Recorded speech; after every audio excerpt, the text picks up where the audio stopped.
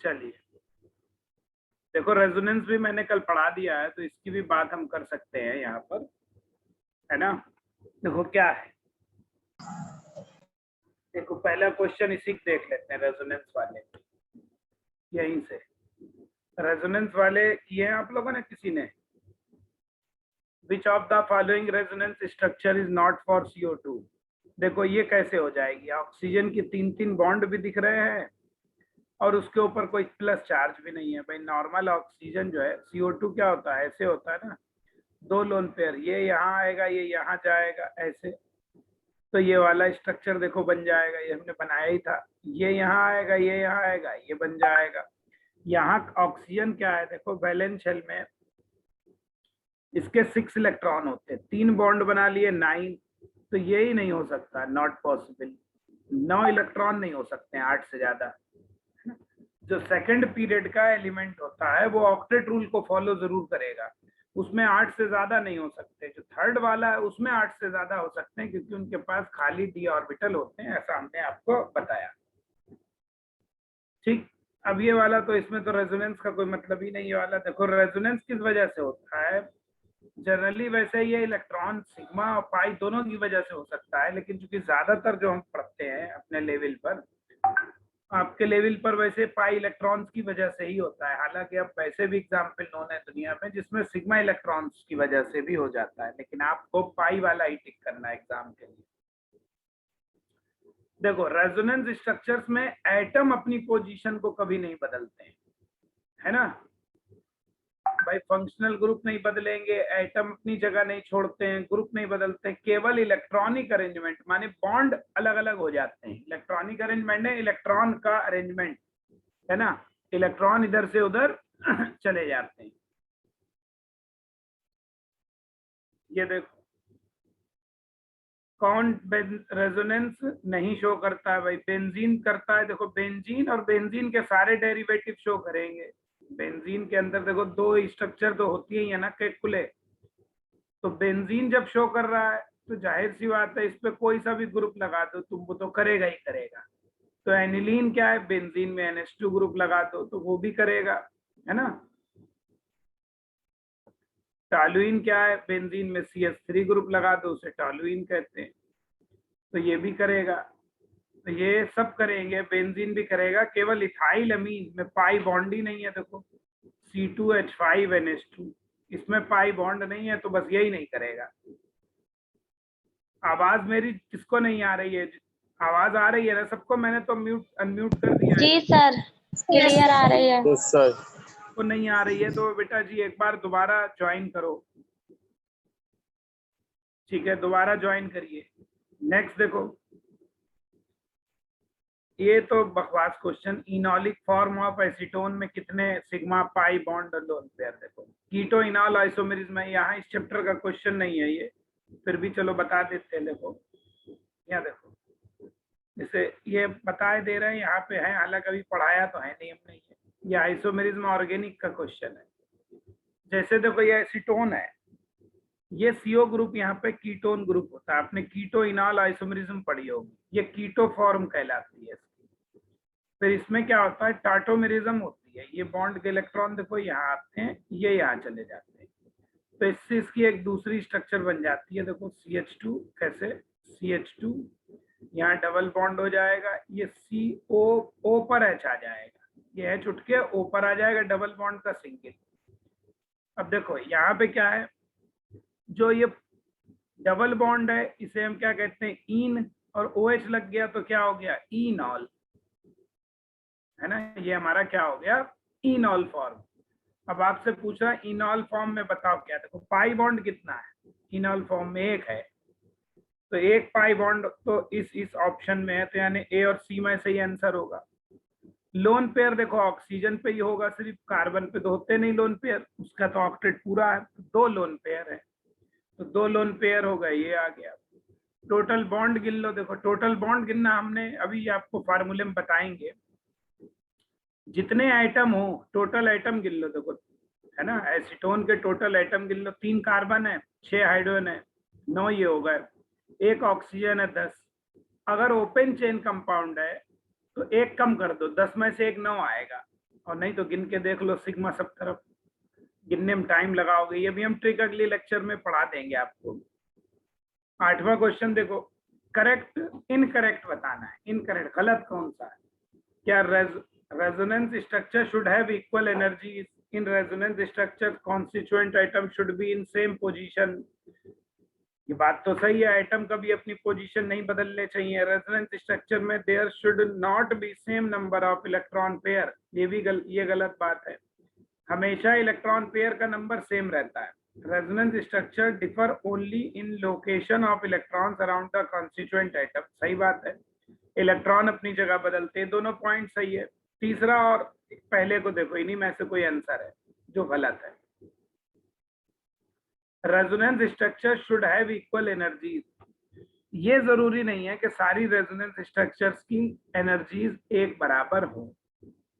और तीसरा पॉइंट क्या कह रहा है? In resonance structure there should not be the same number of electron pair, एक जैसे इलेक्ट्रॉन पेयर नहीं होने चाहिए, ये गलत बात है। एक जैसे ही होने चाहिए। इलेक्ट्रॉन पेयर का नंबर नहीं कभी बदल जाता है। जितने लोन पेयर हैं और जितने बॉन्ड पेयर हैं वो बदलते नहीं है, उतने ही रहते हैं, उतने ही रहने चाहिए। यही गलत है। ये कह रहा है कि ऐसा नहीं रहने चाहिए, ये गलत बात है। Number of possible resonance structure carbonate की कल बनाई थी, 3 होती हैं। रेजोनेंस हाइब्रिड नाइट्रेट आयन का कल बनाया था हमने, है नाइट्रेट आयन का कल बनाया था ना, NO3 देखो ऐसे दिखाया था। इसमें कोऑर्डिनेट बॉन्ड वाला हटा दिया था स्ट्रक्चर को, प्लस माइनस ऐसे, एक तरफ डबल बॉन्ड था और एक तरफ नेगेटिव चार्ज था, ये था। और फिर ये घूमता रहता है सब तरफ, यही तो उसमें क्या होता है जब ये सब तरफ घूमता है तो हाइब्रिड स्ट्रक्चर बनाते हैं। हमने कहा था हाइब्रिड स्ट्रक्चर कैसे बनता है आपका, ये ऐसे चला जा रहा है। तो टोटल देखो चार्ज कितना है, 2 निगेटिव चार्ज ऑक्सीजन पे दिख रहा है, ऑक्सीजन पे 2 निगेटिव है। नाइट्रोजन पे कितना है, +1 है। तो अगर हम नाइट्रोजन पे +1 लिख दे और 2 निगेटिव को 3 तरफ डिस्ट्रीब्यूट करें तो 2/3 आएगा सब जगह, है ना। तब तो आएगा 2/3 बात समझे या नहीं समझे? हाँ, लेकिन यहाँ देखो नाइट्रोजन पे किसी में प्लस चार्ज नहीं दिया। क्या कह रही बताइए? सर जैसे कल आपने बताया था कि जो हम कोऑर्डिनेशन बॉन्ड दिखाते हैं वो एरो से दिखाते हैं। क्या दिखाते हैं? एरो से भी दिखा सकते हाँ, और प्लस माइनस से भी दिखा सकते हैं। तो हम उनको 2 काउंट करेंगे रेजोनेटिंग स्ट्रक्चर्स में। अगर दिया है ऑप्शंस में 2 करिए, नहीं दिया है तो मत करिए, एक ही से हम एक ही तो चीज है ना सर दोनों। अरे मैंने और कहा ना, मैंने कहा था कि मत करना, एक ही और लिखा था बीच में बेटा, कल मैंने और लिखा था ऊपर वाले नीचे, कोऑर्डिनेट वाले अलग बनाए थे, बिना कोऑर्डिनेट के अलग। तो 6 मत टिक कर देना यार, 3 ही टिक करना, कोई एक ही माना जाता बेटा, है ना, दोनों नहीं माने जाएंगे एक वक्त में। एक वक्त में वो तो लिखने का तरीका है एक्चुअली, तो उसको एक ही बार काउंट करो आप, 2 बार काउंट मत करो, ठीक है। एक ही बार काउंट करिएगा, 2 बार काउंट मत करिएगा, ठीक है, वरना गड़बड़ हो जाएगा, ठीक है। ठीक है सर। चलो, तो ये वाला समझ में आ गया होगा, ठीक है। नेक्स्ट देखो, अच्छा हाँ, 10 का आंसर बताओ क्या आएगा। देखो इन्होंने नाइट्रोजन पे प्लस चार्ज नहीं दिखाया है, ठीक है, तो टोटल 1 निगेटिव ही चार्ज तो होगा उस हिसाब से, टोटल 1 निगेटिव, और 3 जगह 1 निगेटिव को हम क्या करेंगे, डिस्ट्रीब्यूट करेंगे, तो कितना आएगा सब जगह, जब 3 जगह उसको डिस्ट्रीब्यूट करेंगे 1/3 तो 1/3 सब जगह आ जाएगा, है ना। Yes sir. तो बस फिर तो बताने की जरूरत ही नहीं, आंसर क्या है 1/3। तो एक ही स्ट्रक्चर है जिसमें 1/3 दिख रहा है, ठीक है, ये आंसर आएगा इसका मतलब यहाँ पे, ठीक है। चलो आगे बताओ, नेक्स्ट क्वेश्चन पे आ जाओ भाई।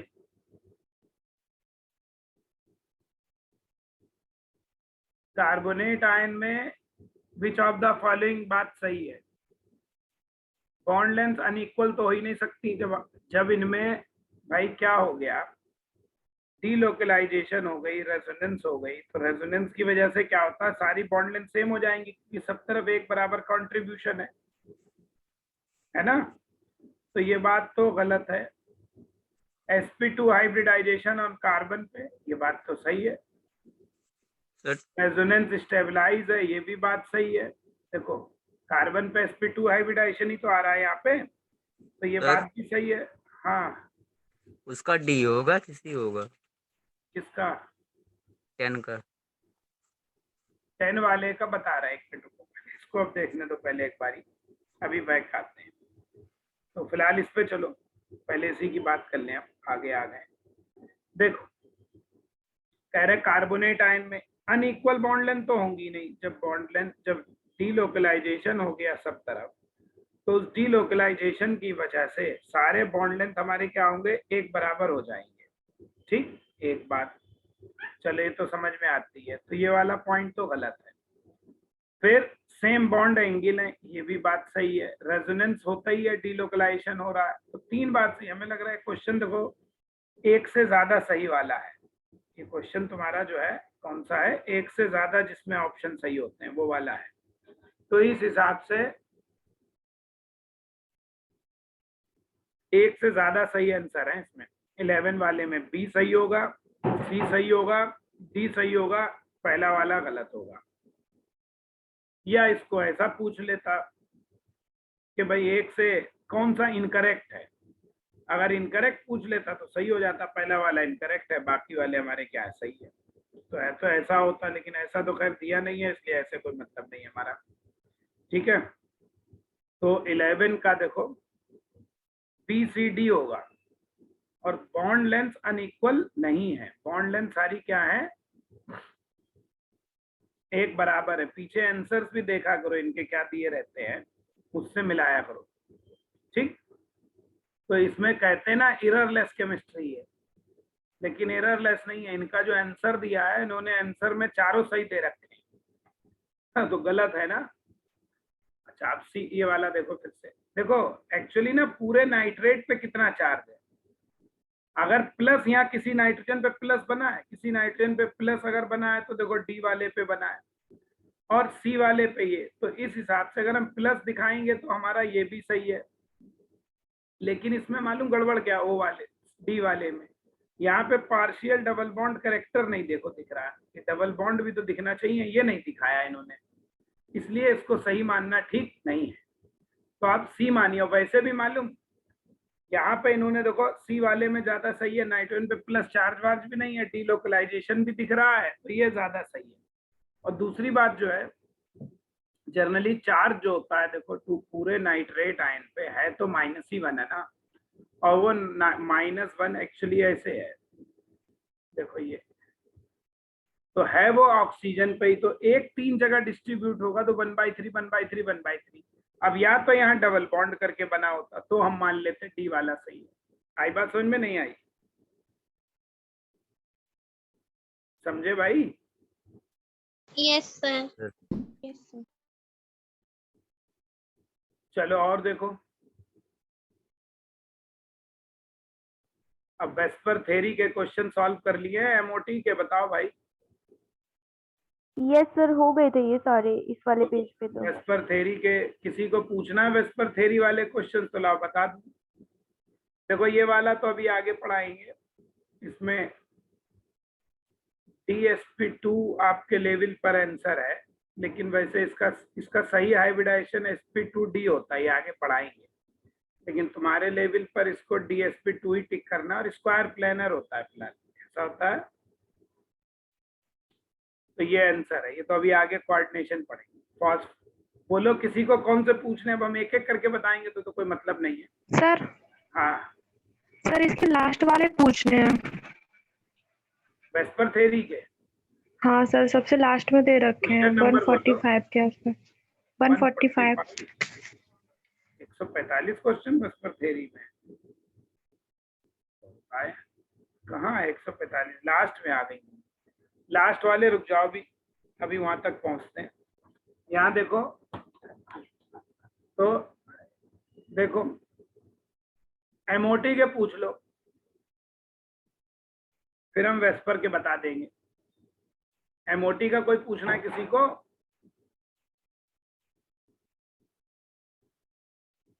किसी को पूछना है बेटा जी एमओटी का?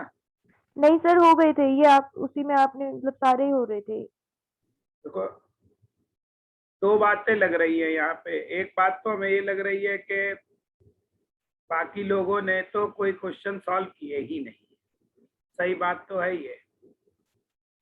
और दूसरी बात ये है कि जिन लोगों ने सॉल्व किए उन्हें पता चल गया होगा कि ज्यादातर क्वेश्चन तो नोट्स में ही हमने सब करा रखे हैं। यस सर, आपके नोट से ही मिल जा रहा है सभी क्वेश्चन। ज्यादातर आपको मिल जा रहा होगा वहां पे। जिन्होंने किए ही नहीं इसीलिए वो चुपचाप बस केवल मूक दर्शक बने खड़े हुए। बेटा जी पढ़ाई अगर कर रहे हो तो सीरियस करो, 50 बार कह चुके। अगर सीरियस नहीं है आप तो फिर कोई फायदा नहीं। कौन सा क्वेश्चन कह रहे थे? 145 कहाँ पे है लास्ट में? 145 तो इसमें कोई है ही नहीं। कौन पूछ रहा था बेटा? बताओ भाई, किसको पूछना था? सर मैं सर पर दिख ही नहीं रहा सर। उसने देखा तो था 145 पे सर क्वेश्चन था जो आपने दो दिए थे कि एक वेस्पर थ्योरी के और एक और बताया था उसके करने थे सर। उसके दोनों के किए थे, उसमें था। कहाँ चला गया यहाँ से? इसमें तो 145 है ही कहाँ। अब आगे क्वेश्चन ही नहीं और है। कितने क्वेश्चन है? किसी और एक्सेल बुक से कर लिया हमें लग रहा है आपने। सर देख के बताऊंगी आपको। चलो कोई नहीं, व्हाट्सएप कर देना। दूसरी वाली बुक भी हमने भेजी थी, उससे किए होंगे। वो वाले अभी बुक बाद में सॉल्व करने, पहले इस बुक के सारे क्वेश्चन कर लो। 2 ही 3 लोग हमें लग रहा कर रहे हैं, बाकी लोग तो कुछ कर ही नहीं रहे। तो ये सर 31 बता दीजिए। कौन सा? सर 31 इसी में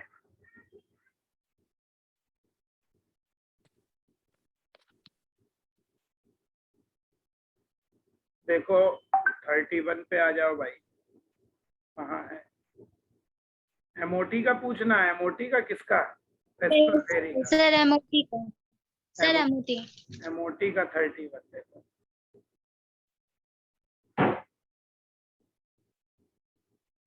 ये P4 और 10 वाला, ये बेटा जी अभी नहीं हो पाएगा।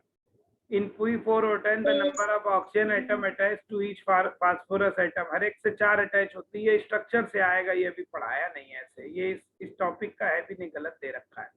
ये मेन ग्रुप का क्वेश्चन है। इसमें बॉन्ड ऑर्डर एमओटी का है। इसका स्ट्रक्चर एडमेंटेन जैसा होता है, एक्चुअली ऐसा होता है। देखो इसका स्ट्रक्चर बताए दे रहे हैं यहाँ पे। देखो ऐसे है, सब जगह PO लगाओ। ये ऐसे, ये ऐसे पहले लगाओ है, फिर एक यहाँ जोड़ो, एक यहाँ जोड़ो, फिर दोनों फास्फोरस को आपस में ऐसे जोड़ो है, और फिर हर फास्फोरस पे ऐसे लगाओ डबल बॉन्ड हो। ये इसकी स्ट्रक्चर होती है, एडमेंटेन लाइक स्ट्रक्चर होती है। हम आगे पढ़ाएंगे। अब number of oxygen atom attach to each phosphorus, हर फास्फोरस के सारे चारों तरफ देखो कितने ऑक्सीजन दिख रहे हैं, 4 दिख रहे हैं। ठीक है, तो ये अभी आगे मेन ग्रुप है, वहां पे इनकी हाइड्रोलिसिस बहुत कुछ पढ़ाएंगे। तो ये यहाँ का क्वेश्चन नहीं है। चलो आ गया तो बता दिया, अच्छा है। और किसी को पूछना है? बस इसका मतलब बाकी लोगों ने, देखो इतने लोगों में पहले आप तो आधे लोगों ने कुछ किया ही नहीं है। ये तो बात कंफर्म हो गई। बेटा जी कर लो तो ही फायदा है, वरना ये सब पढ़ाई का क्या मतलब है। एक्चुअली हमको लगता है हिंदुस्तान की बात है, फ्री की कद्र नहीं है यहाँ। 200 रुपया कोई फीस तो है ना, तो मेंटेनेंस चार्ज है। कोचिंग तो तुम्हारी फ्री ही चल रही है, तो फ्री की हमको लग रहा है कोई कद्र नहीं है ज्यादा, इसीलिए शायद अच्छे से मेहनत नहीं कर रहे हो।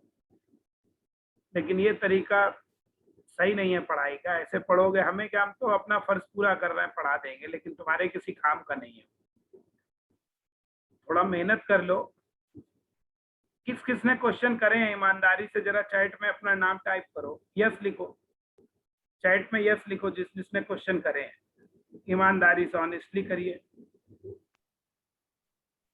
यस लिखो जल्दी जल्दी।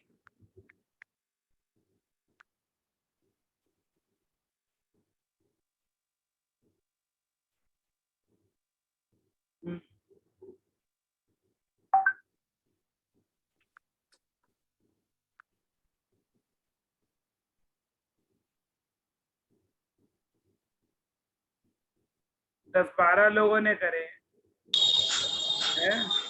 सर ये जो क्वेश्चंस हैं ये आप इनकी पीडीएफ व्हाट्सएप ग्रुप में अपलोड करते हैं क्या?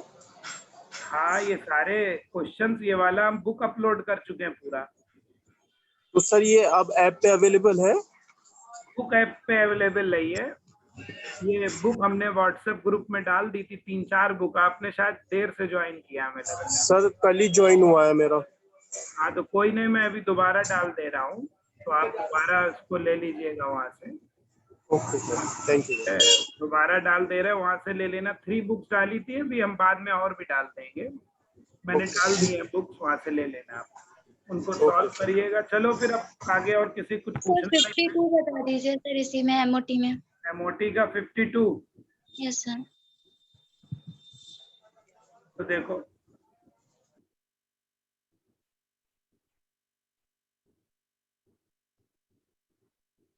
ये कौन सा इसमें है जिसमें नॉट एग्जिबिट, जिसमें पैरामैग्नेटिज्म नहीं है, जिसमें सारे इलेक्ट्रॉन पेयर्ड होंगे वो डायमैग्नेटिक होगा, और जिसमें अनपेयर्ड होंगे वो पैरामैग्नेटिक। देखो एक बात सीधी सी है, जिनमें टोटल इलेक्ट्रॉन निकालो, जिनके टोटल इलेक्ट्रॉन ऑड में आएंगे, ऑड नंबर होगा, वो तो हमेशा ही पैरामैग्नेटिक होगा।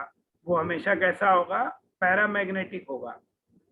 जिसमें टोटल इलेक्ट्रॉन इवन होंगे, टोटल इलेक्ट्रॉन इवन होंगे, वो दोनों हो सकता है, वो पैरा भी मैग्नेटिक भी हो सकता है और डायमैग्नेटिक। उसके लिए हमें उसका एमओ डायग्राम बनाना पड़ेगा या उसके और चीजों को देखना पड़ेगा।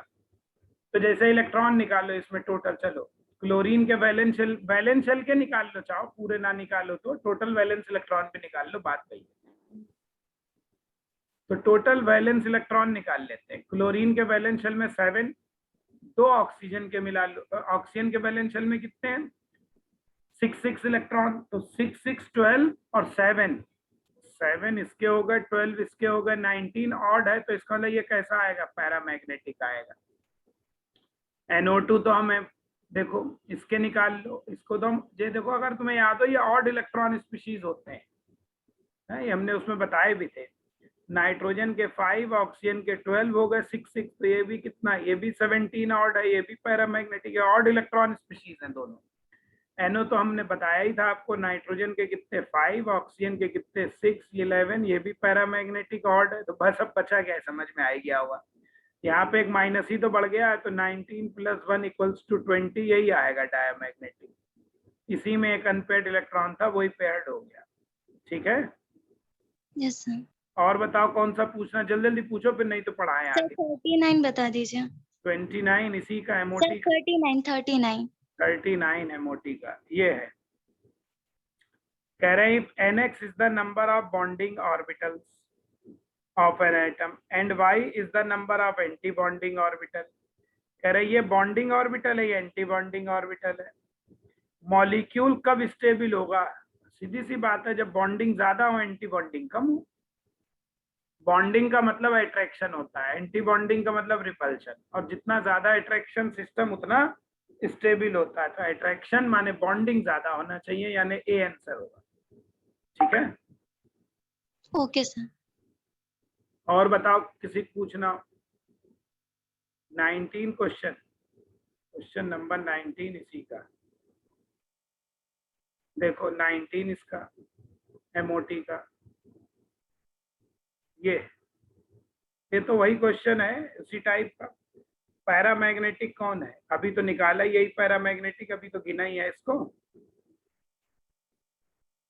अभी गिना इसको नीचे, यही पैरामैग्नेटिक है। देखो बाकी सबके पेयर आएंगे ही नहीं, बाकी सब में इवन आएगा। हालांकि इवन पैरामैग्नेटिक भी हो सकता है, लेकिन चूंकि ये दिख ही रहा है सीधे सीधे ऑड, तो यही एक आंसर होगा, बाकी नहीं होंगे, जाहिर सी बात है। और कोई पूछना है? बस बंद करें फिर ये? चलो फिर इसको यहीं तक रोको, आगे पढ़ाते हैं आपको, और नहीं पूछने हैं। बाकी जो टॉपिक्स हैं उनके करना शुरू कर दो, सारे भाई कर लो। अब जो है अगले संडे को पूरे चैप्टर के क्वेश्चंस करके रखने हैं। अगले अभी तो 6 दिन है तुम्हारे पास, 7 दिन, तो उसको करके रखिए सारे क्वेश्चंस। ठीक है, नेक्स्ट संडे तक सारे क्वेश्चन सॉल्व करके रखो। जितना प्रैक्टिस करोगे उतना ही फायदा है, देखो, वरना कोई मतलब नहीं है आपके लिए किसी बात का। इसकी पीडीएफ तो भेजने की जरूरत है नहीं, ये सब तो बता ही देते हैं, इसको नोट भी कर लिया करो, ये तो बुक भेज ही चुके हैं, इसको क्या आप दोबारा भेजेंगे। ठीक, तो चलो फिर आज की पढ़ाई शुरू करते हैं, आगे जहां तक हो गया था। जो लोग कर रहे हैं उनको देखो क्या लग रहा है कि पढ़ाए हुए से कुछ फायदा है, क्वेश्चंस हो रहे हैं नहीं हो रहे हैं?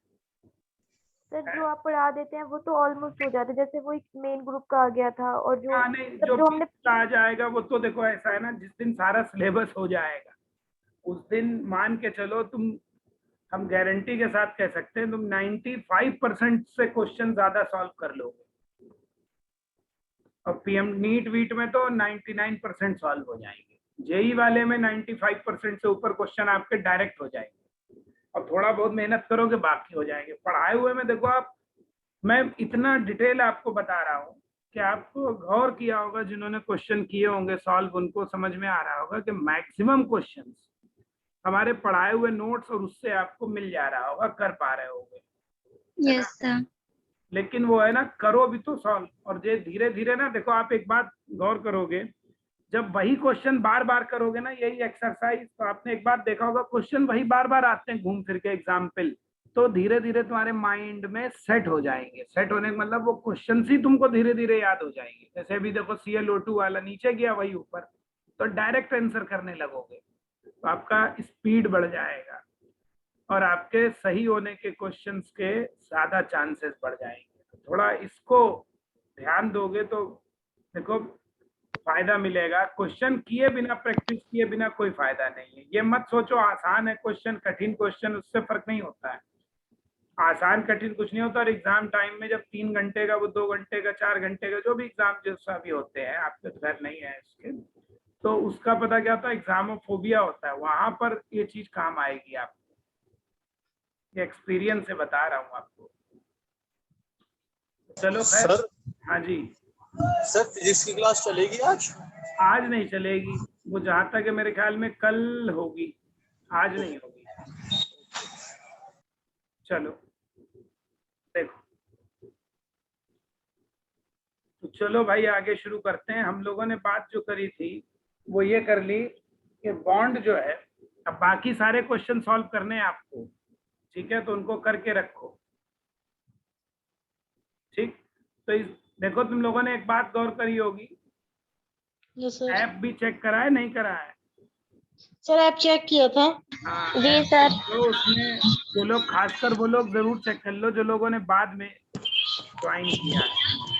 सर आपने कल जो भी लेक्चर भेजे थे वो उनका सारा नोटिफिकेशन आ गया।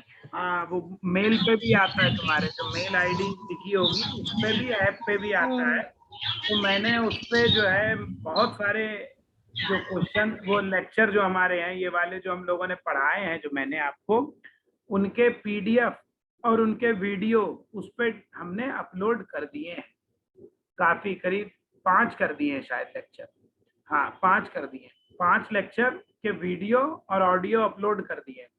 कुछ अब कल करूंगा, तो अभी तक हमारे 20 लेक्चर हो चुके हैं। जिन लोगों का छूट भी गया होगा पीछे का, तो वो उन लेक्चर्स के वीडियो को देखो ऐप को ज्वाइन करके, तो आपको देखो दिख रहा होगा कि अगर किसी दिन क्लास छूट गई तो उसको बेनिफिट मिल रहा होगा जिन्होंने देखा है लेक्चर। अब किसी दिन मान लो दोबारा रिवाइज करना है हमें वो टॉपिक, तो उससे भी कर सकते। लेकिन प्लीज रिक्वेस्ट कर रहा हूँ 2 बातों के लिए, टीचर होके मैं रिक्वेस्ट कर रहा हूँ, मुझे क्या पड़ी है, लेकिन फिर भी 2 बातें बहुत इंपॉर्टेंट है। एक, आप अपनी हैंड राइटिंग में नोट्स बनाइए, दूसरे के नोट्स मत, मेरी राइटिंग पे मत चलो। हमारी राइटिंग तो वैसे भी इस पे लिखते हैं तो बहुत खराब आती है, बोर्ड होता तो सही आती। दूसरी बात, आप क्वेश्चंस को सॉल्व जरूर करिए। अगर क्वेश्चन सॉल्व नहीं करोगे तो कुछ भी होने वाला नहीं है, फिर पढ़ाई तुम्हारी सब बेकार है, किसी काम की नहीं। तो जितने ज्यादा क्वेश्चन सॉल्व करो और नोट्स अपनी हैंड राइटिंग में बनाओ, तो देखो आपको बहुत बेनिफिट होगा धीरे धीरे। और आप जो चैप्टर्स होते जाएंगे, मैं पक्की बात कह रहा हूँ, आप उनके क्वेश्चन सॉल्व करके देखना किसी और बुक से भी, आपको खुद कॉन्फिडेंस आने लगेगा कि हाँ हमसे क्वेश्चंस हो रहे हैं। तो इतना करके रखो, जिनके छूट गए हैं वो वीडियो बेटा जी पुराने अपना देखना शुरू कर दो। 5 मैंने डाउनलोड कर अपलोड कर दिए इधर से, धीरे धीरे अभी और कर दूंगा। ये 20 लेक्चर्स पिछले जो है सब अपलोड कर दूंगा। पीडीएफ भी उनके, नोट्स भी वहां से लेके बना सकते हो देख देख के, और अपना वीडियो भी देख सकते हो। अब ऐप का फायदा आपको समझ में आएगा। सर मुझे नहीं दिख रहे हैं प्रीवियस वीडियो, कहाँ पे मिलेंगे? ऐप पर आपको ऐप खोलेंगे ना, उसमें सारे पिछले स्टार्टिंग से लेक्चर नंबर 1 से हमने शुरू कर दिया, ठीक है। तो लेक्चर 1 से लेक्चर 5 के हमने ऐप में ही आपको ऊपर मिलेगा अपना UVR वाला। जब आप डाउनलोड करोगे ऐप, यस सर। उसके बाद देखो जब वो कोर्स जो है नीट वाला, नीट जेई वाले कोर्स को क्लिक करना आप, जहाँ पे नीट जेई लिख के आ रहा है उस कोर्स को आपको बस क्लिक करना है। जैसे ही आप क्लिक करोगे तो आपको दिखाने लगेगा, चैप्टर का नाम दिखाने लगेगा, ठीक है, चैप्टर का नाम दिखाने लगेगा, और फिर उसको एक बार और क्लिक कर देना तो आपको वीडियो दिखने लगेंगे। 5 इसमें हमने तुम्हें वो डाल दिए हैं लेक्चर्स के, 6 के हम डालेंगे। सर आप आज बीएससी की क्लास लोगे? आज है, आज बीएससी की क्लास लोगे? नहीं, बीएससी की आज छुट्टी है। Okay okay. बीएससी क्लास की आज छुट्टी है। चलो अब इसको आगे पढ़ा देते हैं।